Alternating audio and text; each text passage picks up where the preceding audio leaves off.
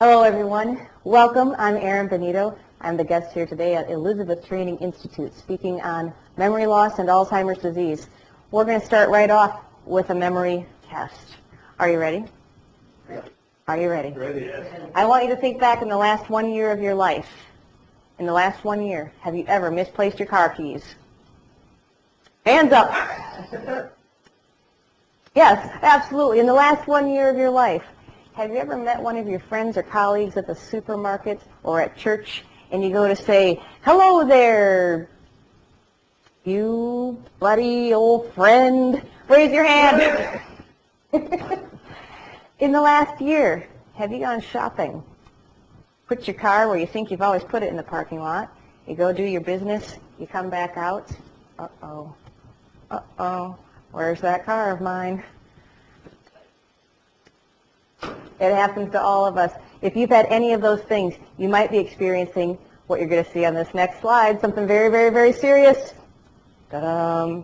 Age-associated memory impairment, AAMI. It's a really big medical term, and I'm not going to ever refer to it again as age-associated memory impairment. I'm going to refer to it as senior moments. Senior moments. Those simple little lapses in short-term memory in otherwise healthy adults. Senior moments happen to all of us. The older we get, probably the more often we have these senior moments. But the thing is, with senior moments, they don't greatly impact our ability to lead our day-to-day lives. We can write ourselves little notes. We can have checklists. We can have reminders. We can use our calendar. We can have little mnemonic devices to help us remember our best friend's name or our husband's name. Or our wife's name. It's okay. They're lapses. They're not serious. They're not anything to be afraid of. Dementia is something very, very different. Dementia is a cluster of symptoms. Some of the symptoms of dementia include things like significant memory impairment, language difficulties, failure to recognize or identify objects. That's a lot, to me, that's a lot of mumbo jumbo. So I describe dementia as a cluster of symptoms. A cluster of symptoms related to intellectual functioning. Dementia is not a disease unto itself. I think that's confusing for people. People will say, "My mom's been diagnosed with dementia." Well, what that means is your mom is experiencing a cluster of symptoms, but we need to know what's causing that cluster of symptoms. A lot of things cause dementia. One of the most well-known things that causes dementia is Alzheimer's disease. Alzheimer's disease is a big cause of dementia. There are other causes. There's something called vascular dementia. Vascular dementia happens when blood flow and oxygen is cut off to the brain, maybe because of a stroke. There are things like thyroid problems that can cause dementia, or very, very poor nutrition that can cause dementia. There are really dozens and dozens and dozens of causes of dementia, and we're not going to cover all those causes here today. But I'll tell you, if you're interested in knowing more about all the different causes of dementia, a really wonderful resource is your local Alzheimer's Association. And if you get on the internet, you'll find them at www.alz.org. Let's see what the Alzheimer's Association has to say about Alzheimer's disease versus age-associated memory impairment. You might ask yourself, my mom's having a lot of these senior moments.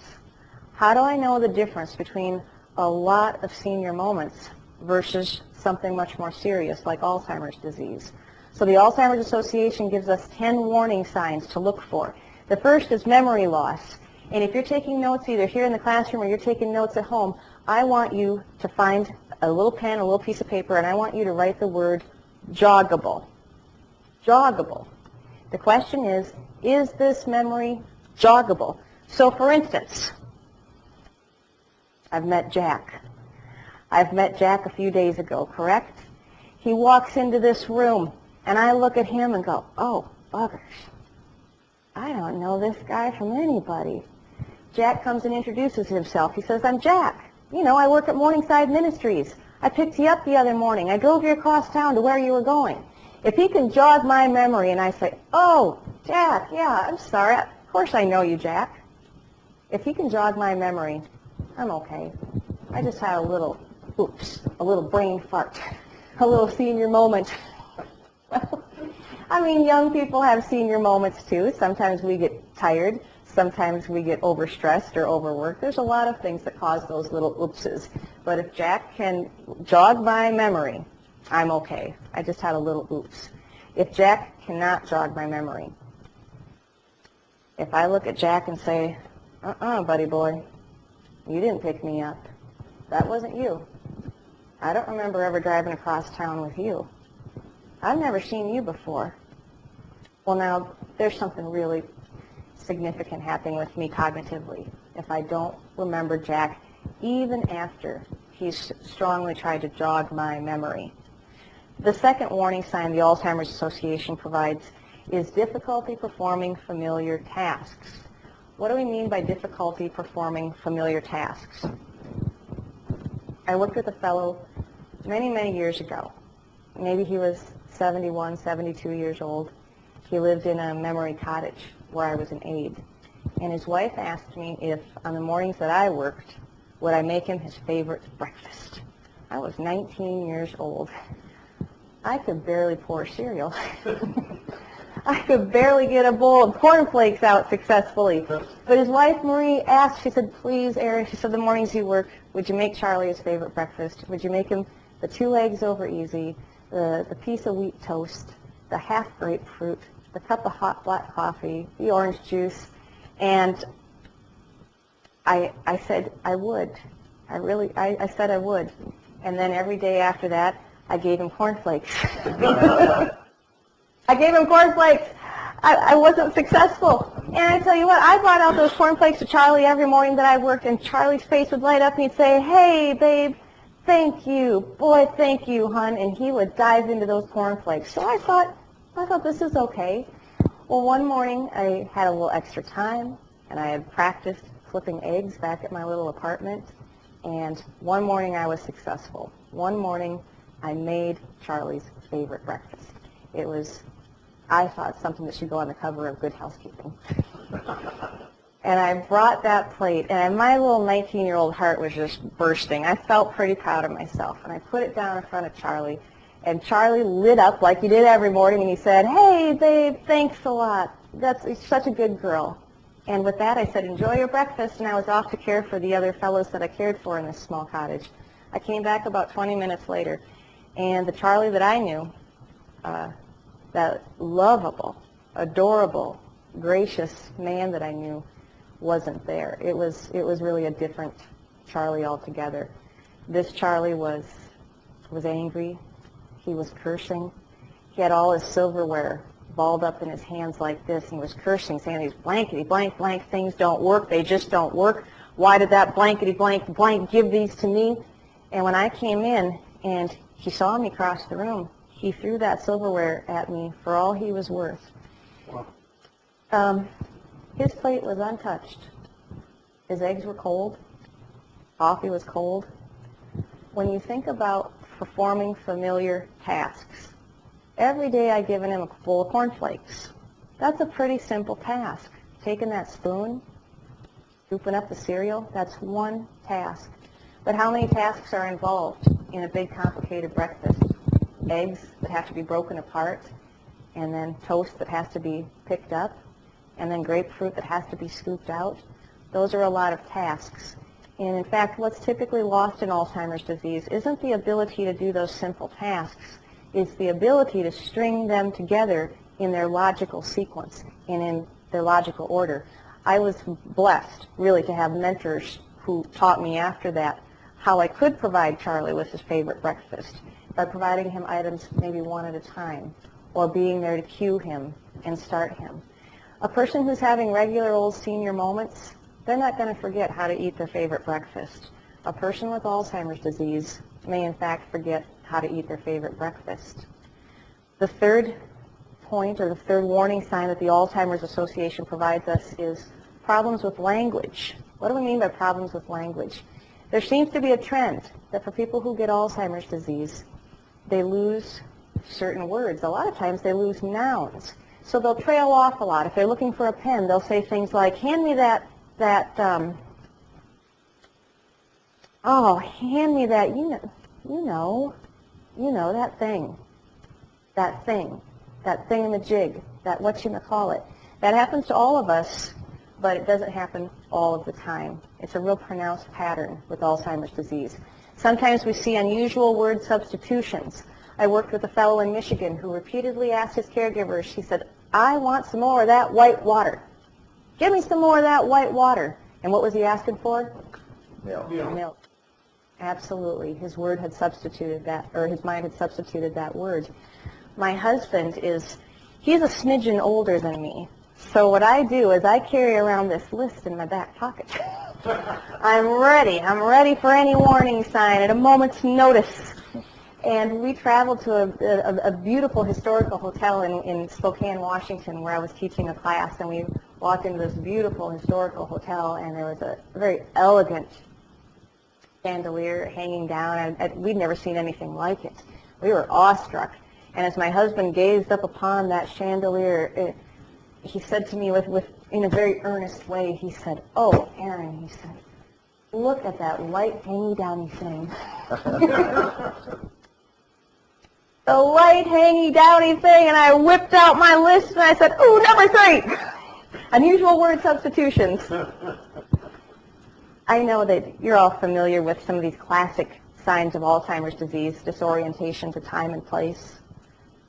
I met a lady in Montana. She had a beautiful southern accent, and I asked her, sitting in Montana, I wasn't expecting that beautiful southern accent. I said, "Where are you from?" She crossed her arms rather indignantly, and she said, "Well, right here, Knoxville, Tennessee. Where do you think I'm from?" Knoxville, Tennessee. I become Billings, Montana. It's that type of disorientation to time and place, not just simply forgetting the date or forgetting the day. I mean, I forget the date and the day all the time, but I usually know when I'm in Knoxville, Tennessee versus Billings, Montana. Or decreased judgment. I visited with an adult daughter. She said the first time she knew there was something really wrong with her mom is when she went to pick up her mom for Thanksgiving. She lived in a different city from her mom, and she'd been checking in with her mom by the telephone. And she walked into her mom's house and was hit by a terrible odor. It was overwhelming the whole house. And she went to search and find out what on earth was causing this terrible odor. She finally found, stashed under her mom's bed, an enormous collection of jack-o'-lanterns that were remaining from Halloween.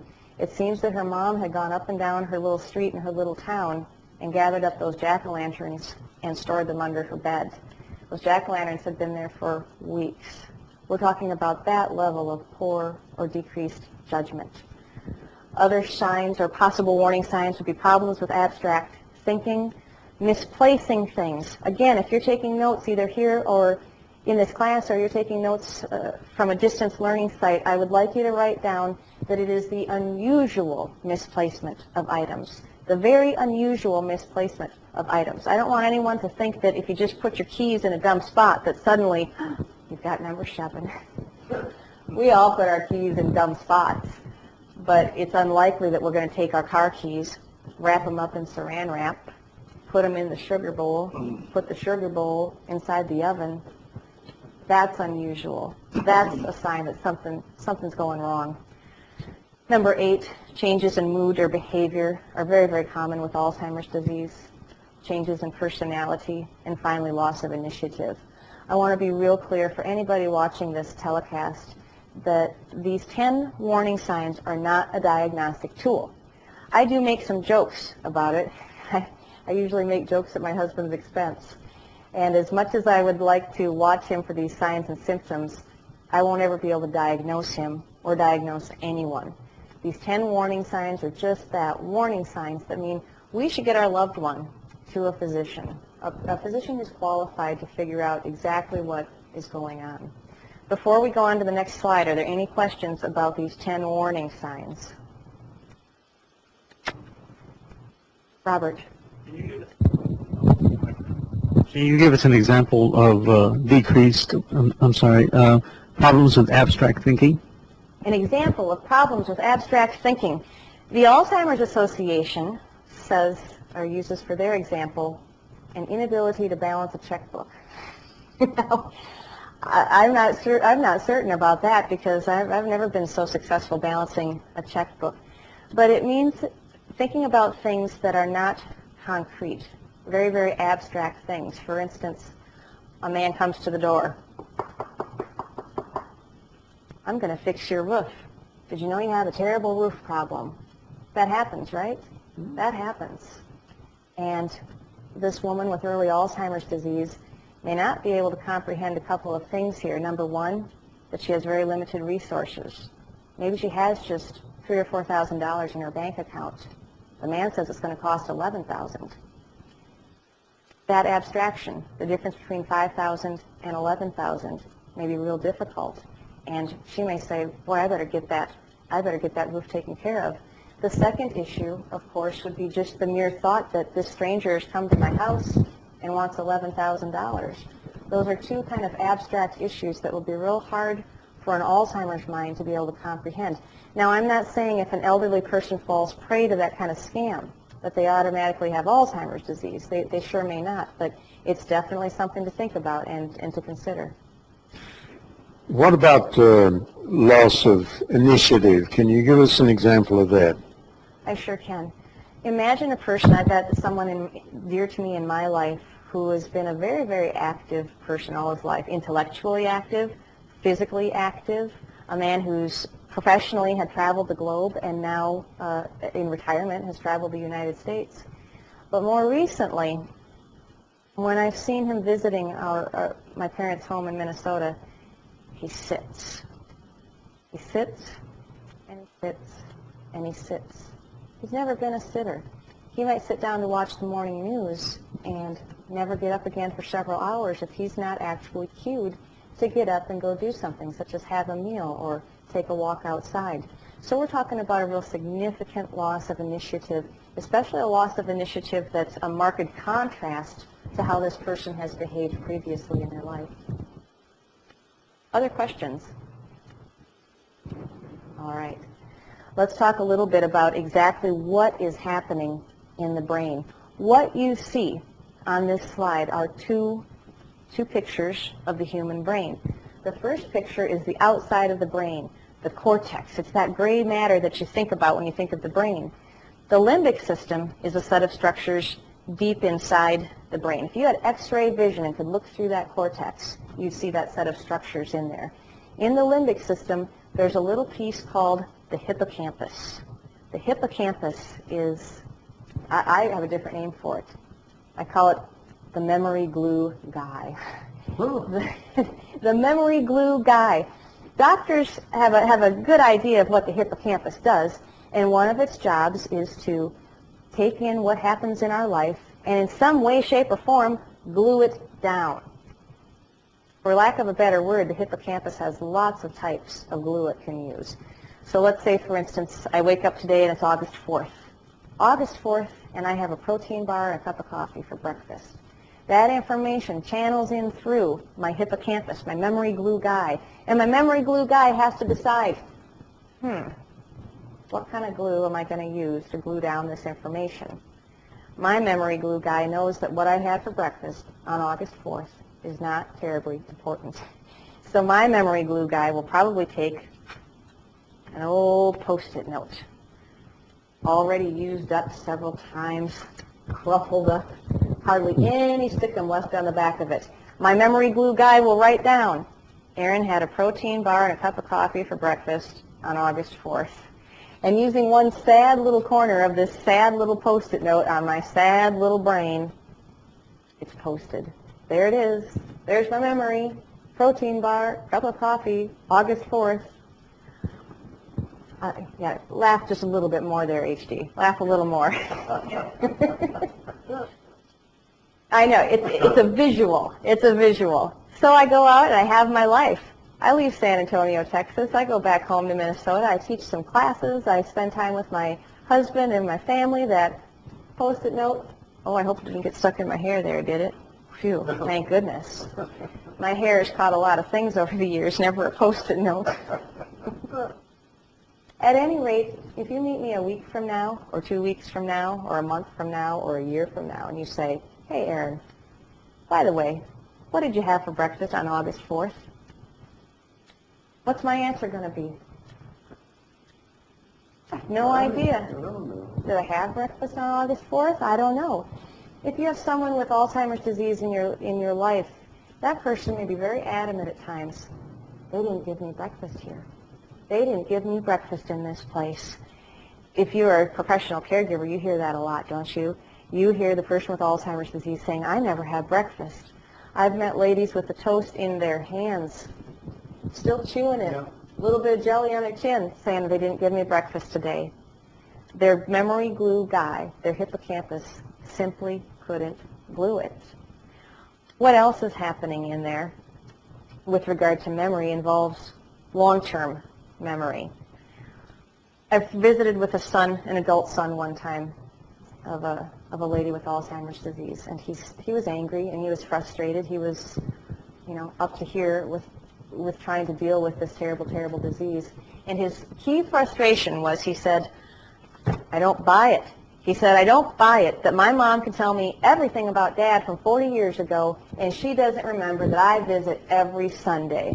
I don't buy it. I think she's just looking for attention. I was able to describe to him that the way this memory glue guy works, this hippocampus, is that years ago, when his mom was deeply in love with her husband and knew him to be a good man and a good father and a hard worker and a good provider, her memory glue guy glued and glued and glued that information. It was so important to her.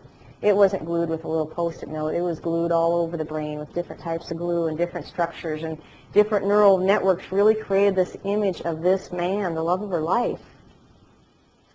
But once that memory glue guy stopped working, when she got Alzheimer's disease, that memory glue guy couldn't glue down the information that said, my son visits every Sunday. The memory glue guy just can't do that. And I said to the son, don't you suppose if she could remember, wouldn't she try? If she could remember your Sunday visits and hang on to those cherished hours, you know she would. And I think sometimes using an illustration as simple as a Post-it note or a bottle of Elmer's glue or a little thing of rubber cement, I think that can make it understandable to that very frustrated family caregiver. Now, ultimately, long-term memory begins to erode. Certain long-term memories are lost, and yet certain fundamental facts will remain. You may work with a woman who just can't tell you how old her kids are or what their names are. She may not even be certain how many kids she has before she knows she's a mom. She knows she's a mom. She knows that's important to her. You may work with a fellow who, because of his Alzheimer's disease, isn't quite sure what he did for a living. Not sure if he worked with a whole lot of fellows or one or two, but boy, he knows he worked. He knows, and he knows that work was important to him. Very often, long-term memory is lost in almost a backwards fashion. What do we mean by a backwards fashion? It's like losing the last 10 years, and the last 20 years, and the last 30 years. Sometimes people with Alzheimer's disease get stuck believing that they're a young or middle-aged adult. That's where so much of the confusion and disorientation comes in this disease. Because if you believe that you are a young or middle-aged adult, and here you are in a care facility, does that make sense? No, absolutely not. You look at these long corridors, you look at these nurses, you look at these people milling about. That's not my house. Sometimes a person with Alzheimer's disease goes so far back as to believe that they're a child. And they look at the home that they've shared with their husband or wife for 40 years, but that's not their childhood home. It's not recognizable now. And you'll hear that person in the home they've shared with their husband or wife saying, I've got to get home. I've got to get out of this place. My mom's looking for me. My mom's going to wonder where I'm at. I've got to get out of here. And you have a caring, loving husband saying, honey, this is our house. But to this young girl, in her mind's eye, she's a young girl, looking at, I'll say it kindly, HD, a balding, white-haired man. Yeah. Looking at that balding, white-haired man, she can't make sense of that. My husband? That old turkey? That's where so much of that confusion and disorientation comes in. So what do? We meet them in that place. We go into their world. We go into their reality. We become a trusted friend. We become a confidant. And maybe they don't know us as a husband or a wife or a daughter or a son. But in most cases, they'll know us as someone who cares and someone who loves them. And I say that very often there's still a soul-to-soul type of connection. There's still kind of a recognition. We may have to get at it through touch, through facial expression, through the use of props. We've learned a lot in the last few years about how to keep that connection alive. So those are some of the things that occur regarding thought process. Another thing that occurs regarding thought process, and perhaps I can sketch this out for you, it might make a little more sense. We'll switch to a different view of this brain.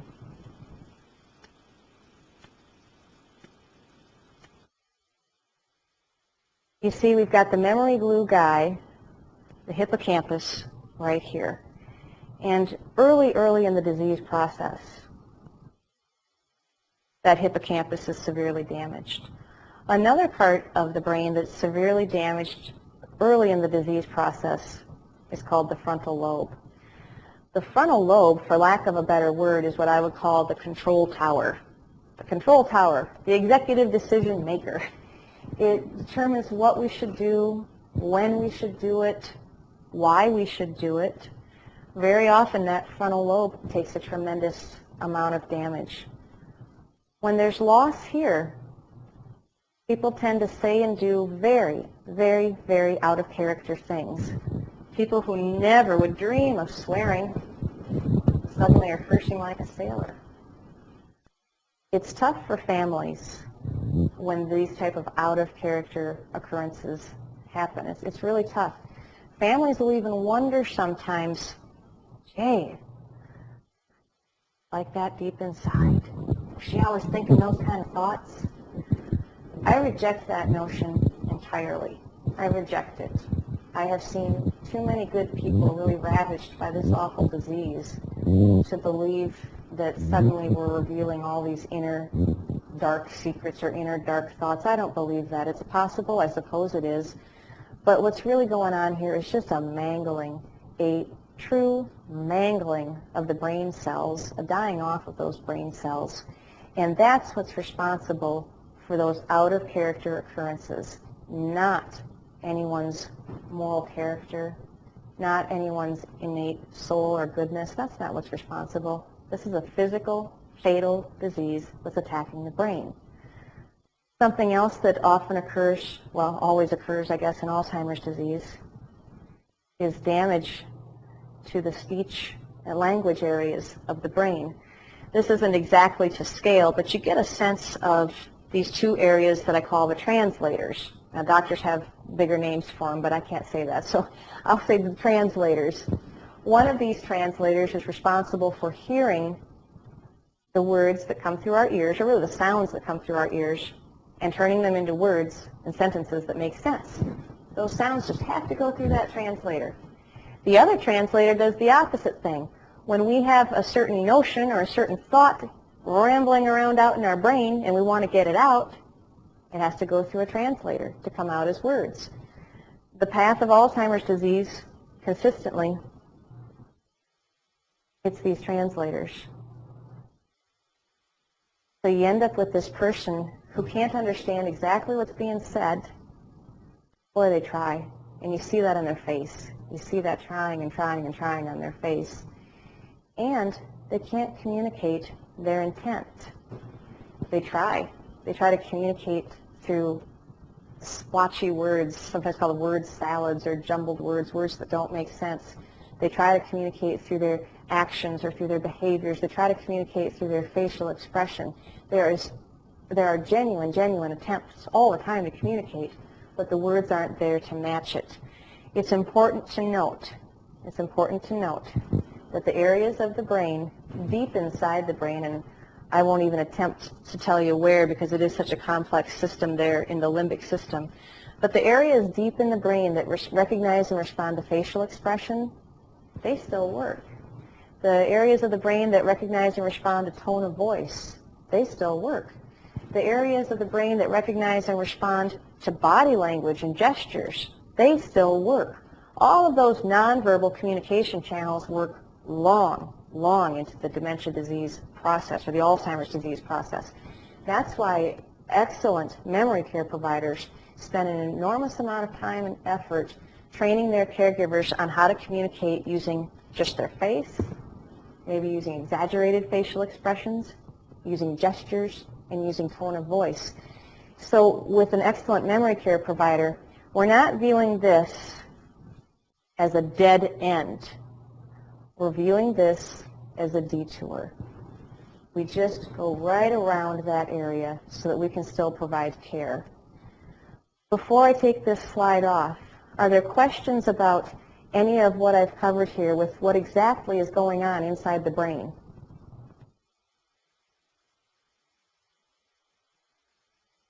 Questions?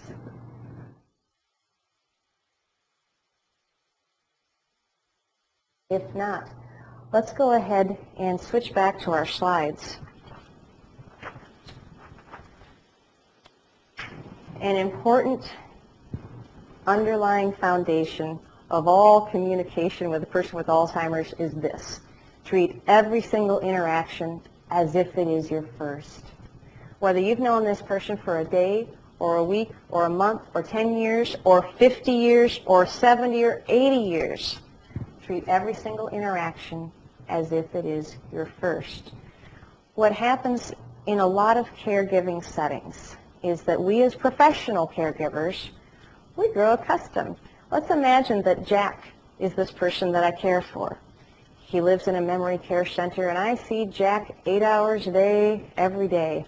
I'm the nurse on Jack's unit. And so I come up to him real nonchalant with a lot of familiarity. Here you go, Jack.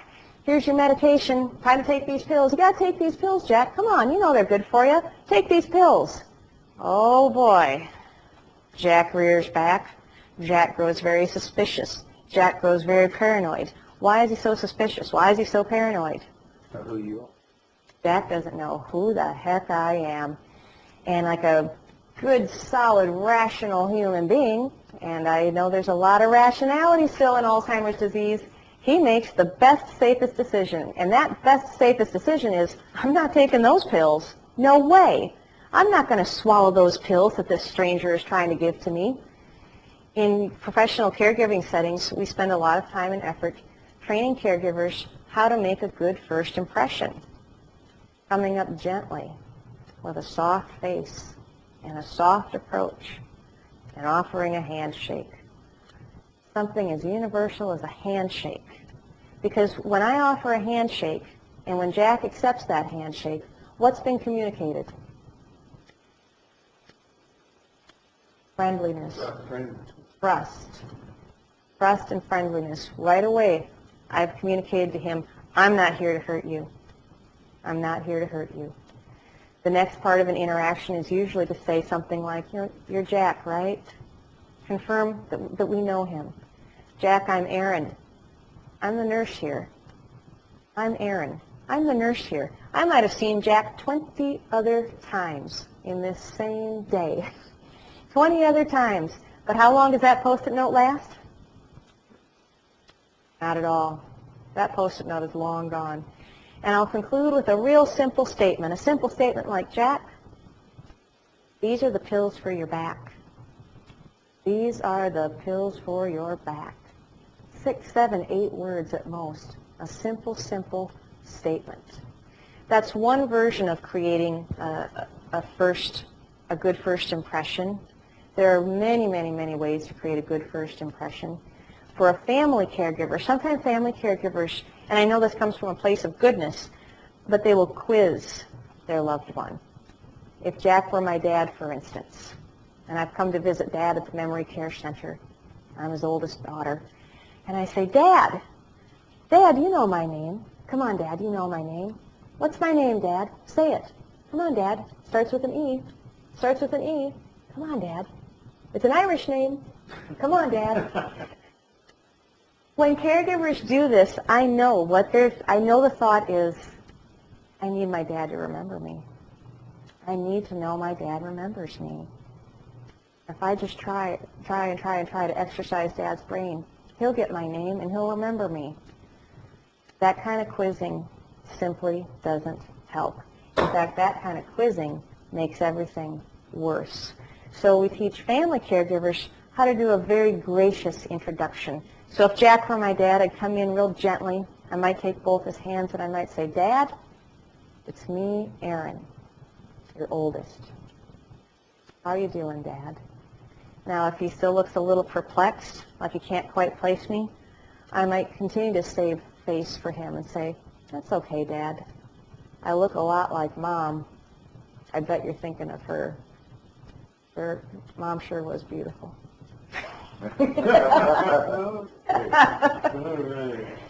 So we make a little joke. When we make a joke, you know, those happy chemicals are released in the brain. We make it okay. And that's the skills of being a really, really excellent dementia communicator. Any questions about dementia or Alzheimer's communication before I move on? That first impression that you make, can a person who has 15 other people waiting for him, can he do this? And a person who has 15 other, you mean a professional caregiver? Yes. Boy, HC, that is a super, super question. It was so super you would think that we planted it, but we didn't. The professional can, and take it from somebody. I've trained people in just about every state now, in just about every kind of care setting there is.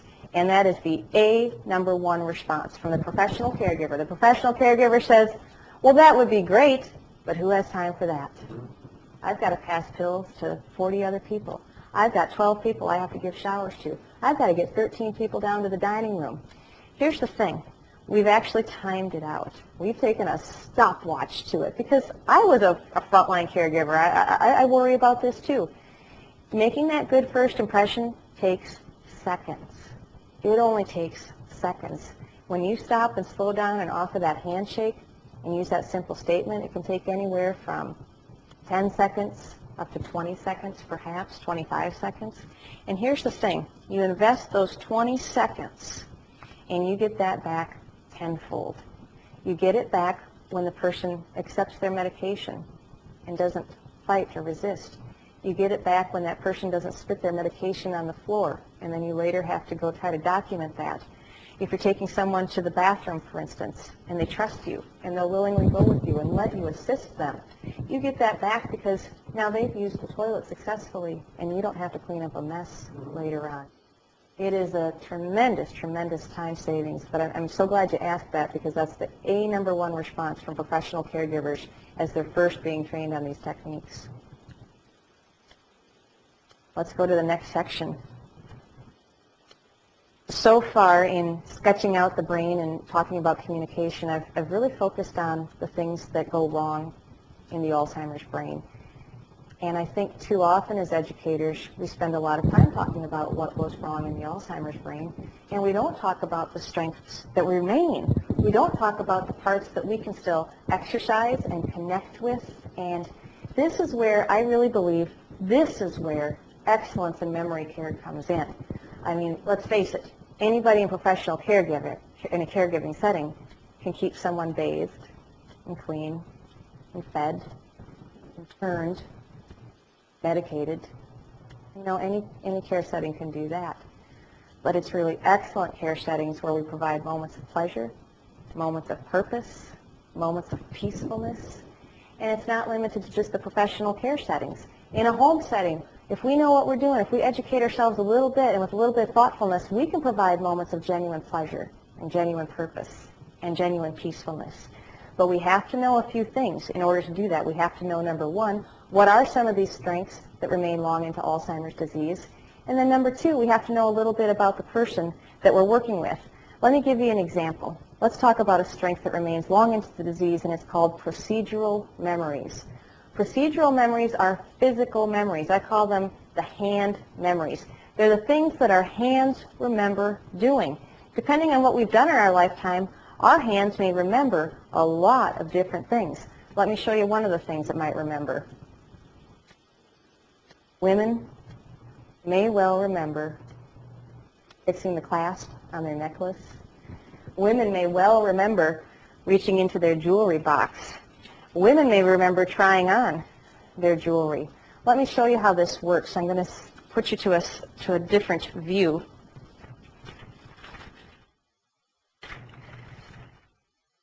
Let's go over to this real live pile of jewelry here.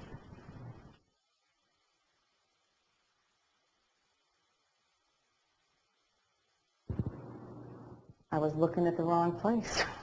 We're going to look at this real live pile of jewelry here.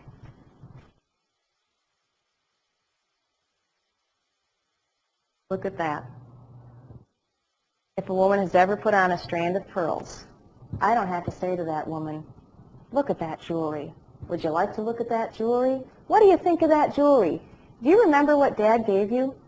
I don't have to say any of those words. I just have to put that jewelry out there. Because what will that hand do? Well, that hand wants to find that piece right there. Well, that hand wants to look at that. That hand wants to look at that butterfly and go, oh, what a beautiful brooch that is. Oh my gosh. That hand wants to find that strand of pearls right there. And what we do in a professional care setting is we provide tremendous, tremendous quantities of these types of props. Props that the hands will remember.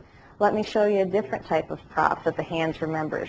Some of you watching, and some of you here in this class, may have been quilters or sewers. Quilters or sewers, people who worked with fabric. And if you've worked with fabric, boy, you know that what I'm doing right here, scrunching up this fabric. Ooh, Maria, I see it on your face. I see it. HD, you probably never sewed and quilted in your life, and yet this is wrong, isn't it? This is wrong. Oh, look at that fabric. Uh-oh. What will our hands remember to do there? They're going to start. Oh, our hands want this to be right, don't they? Our hands want this to be right. In some care settings, you'll watch a woman with Alzheimer's walk up and down the halls, go to the dining room, and her hands will know to smooth every crease in every tablecloth that there is. They'll know to do every crease in every tablecloth. Well, why make her search for those tablecloths? Why not provide her with hundreds and hundreds of pieces of fabric that she might lay out, that she may sort? I worked with a lady in New Hampshire who wandered in that excessive wandering and pacing. That excessive wandering and pacing is a real common part of Alzheimer's disease. But she wandered and paced so much that she was losing weight. She was losing tremendous, tremendous amounts of weight. How do we use an activity to care for somebody with Alzheimer's disease? Well, it's pretty simple. In her case, we found or created hundreds of pieces of fabric like this. We put them all in a big basket. We cued her first thing in the morning or right after breakfast to sit in that rocking chair with that big basket of fabric. And her activity, what her hands remembered doing, was taking those little threads off. She wanted those little errant threads to be gone. And somebody might walk by and say, well, what a lousy bunch of busy work that is. Well, I'll tell you what. It's not how she viewed it. She was getting her fabric all right. She was getting those pieces the way she liked them. There are some other examples of procedural types of memories, things like using nuts and bolts with men. Maybe we can go to the next slide. Nuts and bolts with men, which I don't have here. Here's a procedural memory, painting. Something as simple as painting. Even if somebody has painted the broadside of a barn, their hands will remember to paint. What you're seeing right here is a fellow in New York who gets up, goes to his program, instead of sleeping on the couch all day long, he goes to work. He's got a service project. He's painting probably dozens and dozens and dozens of frames that will be used later for a Mother's Day project. Let's go back to the last slide, Maria. Let's talk about another strength that remains long into Alzheimer's disease. That other strength is long-term memory. There are lots of ways that we can cue long-term memory. One of the ways we can cue it is through the props that I've talked about. Another way is by using commercially available reminiscing props. You see a fellow right here looking at some commercially available reminiscing cards. He's reading one, Beloved Pets. I know this fellow pretty well, and I can tell you that he will read through Beloved Pets. He'll turn it around to the other side, and he'll see a girl with her puppy. And then he'll turn it over again and read Beloved Pets. And he'll start to talk about his pets. Then he'll switch over to a card that shows a little boy getting his first haircut. And he will examine that picture of that little boy getting his haircut. He'll examine it and examine it and examine it. And finally he'll say, you know, I remember my first haircut. I was shivering. I was so scared. I was shivering. If we didn't have those pictures, if we didn't have those props and just asked him, hey Lloyd, do you remember your first haircut? We wouldn't get an answer. The props are important. There's another way that we can get at long-term memory. I'm going to switch to another view and show you a product called Shake Loose a Memory Card. Shake Loose a Memory. You might wonder, how does this work if a person's language centers don't work? Well, it's interesting. The way that they work is the way that our brain processes the word that's written versus processing the word that's spoken is two different parts of the brain, two entirely different parts of the brain. So a woman may not be able to speak to me, and yet she'll pick this card up and say, did your mother do all of the ironing, or did she have help? Well, my mother did all the ironing. I can remember her ironing the bed sheets, and I can remember her ironing the pillowcases. My mother ironed everything. That's how my dad wanted it. Another Shake Loose a Memory card might be, did your brother have many girlfriends, or did he have one steady girl? I worked with a lady who every time she'd get this would say, well, which brother? I had one who really liked to run around town. If we'd asked her that verbally, she couldn't have answered. She couldn't have. We tried. But reading it through something called a Shake Loose a Memory card. And where do you get that? Well, there are lots of companies in the world that provide supplies to activity directors. You can call your local nursing home and your activity director will know how to get it. Or you can contact a company called NASCO Senior Activities. NASCO Senior Activities is available on the web. And you look for a product called Shake Loose a Memory.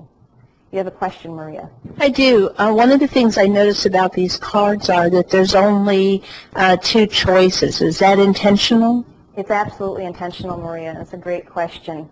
Sometimes open-ended questions are just too difficult for the person with Alzheimer's disease. It goes back to the earlier discussion we had about things being abstract. An open-ended question can be very abstract, but did your mother have lots of energy, or was she often tired? That's very concrete, having two very distinct choices.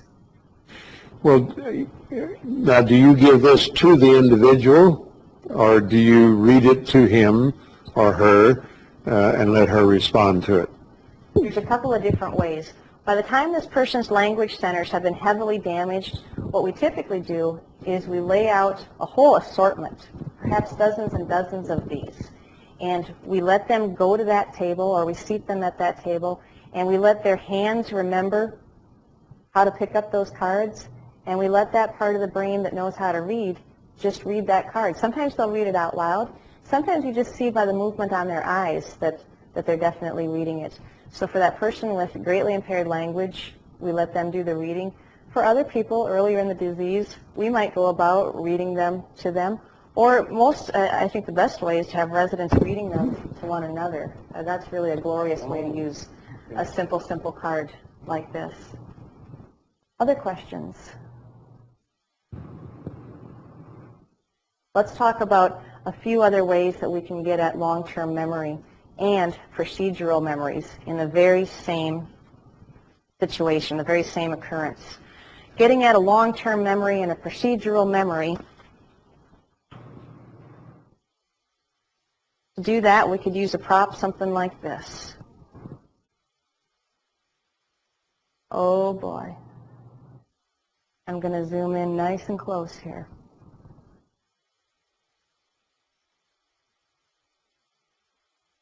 Are you with me, Jack? Worms? Yeah, got it. Worms? Are you with me?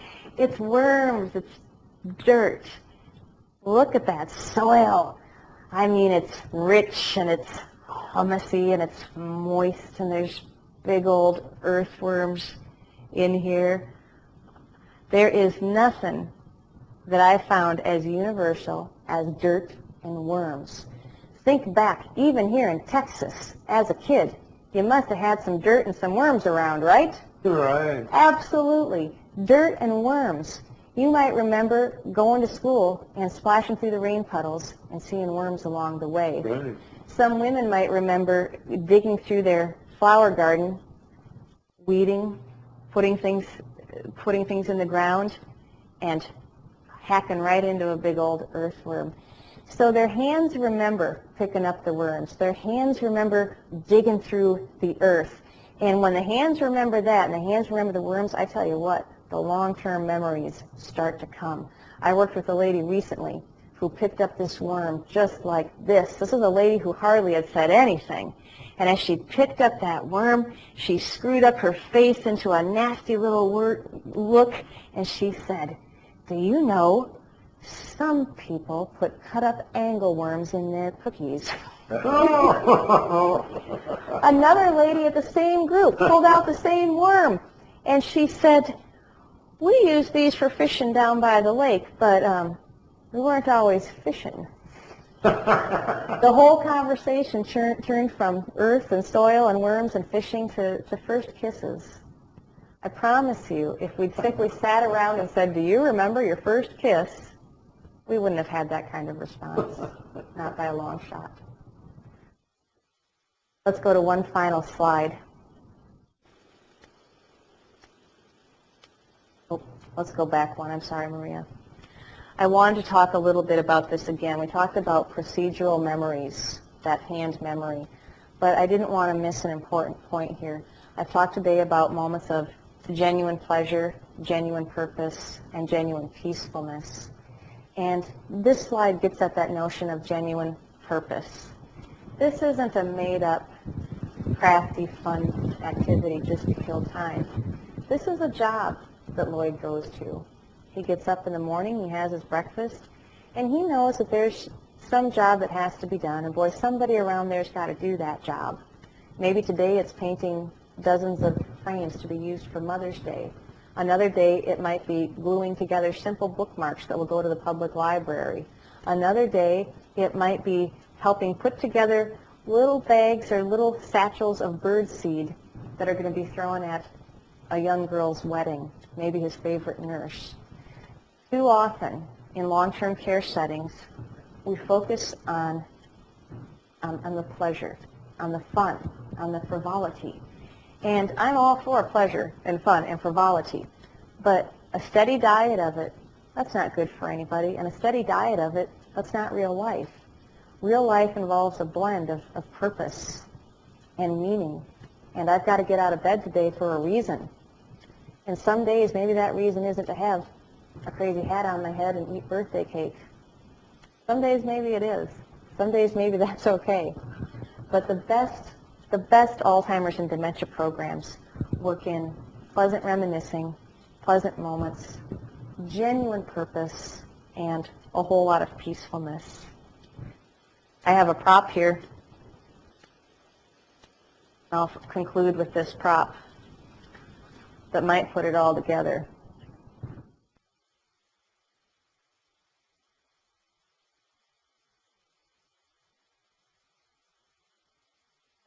Oh, yeah.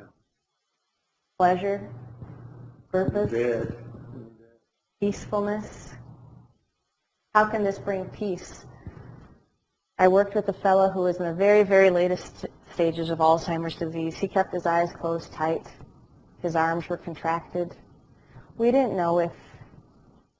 didn't know what he could comprehend anymore and what he couldn't. We didn't know how to provide him peacefulness. We talked to his children, and they said their dad wasn't always a happy man. Not very happy at all, in fact, but that he did love playing ball. He played on the town league.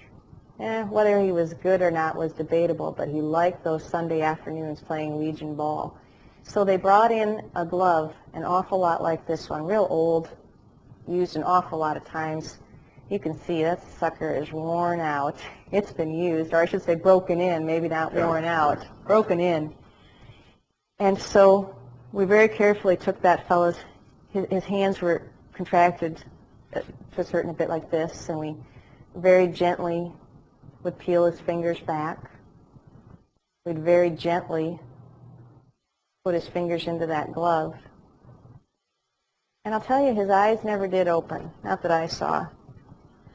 But what I saw when that glove was on his hand was sometimes his face appeared more peaceful. It just appeared more relaxed. And sometimes we saw him moving that glove ever so slightly. Now, I don't pretend to know what was going on in his mind, but do I hope that that familiar old glove brought him some moments of peacefulness? Well, I sure hope that it did. What about pleasurable reminiscing? I visited with a fellow in Detroit, Michigan. Gave him that glove. Now, he was much earlier in this terrible disease process. And he put on that glove like he'd put on a glove a time or two. And I said, "So, Jimmy, you've played ball." He said, "You're darn right I played ball." And I said, "Well, tell me more about that." He said, "Well, it was the only way I knew of to get the girls." And with that, I want to conclude by emphasizing again, this is an awful disease, and I won't pretend that it's not. And I won't pretend that a few humorous anecdotes make it all better, because I know that it doesn't.